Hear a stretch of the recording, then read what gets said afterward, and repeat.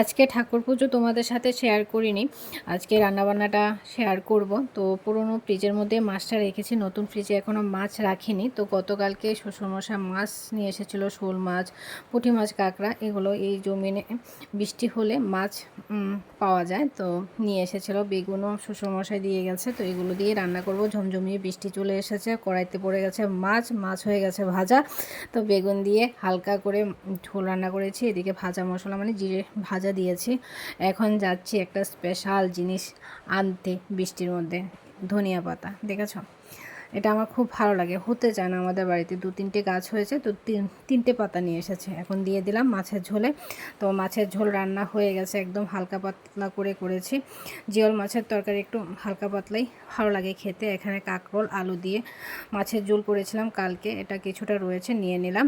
আর করেছি রসুন ফোড়ন, শুকনো মরিচ দিয়ে ঢেঁকির শাক ভাজা।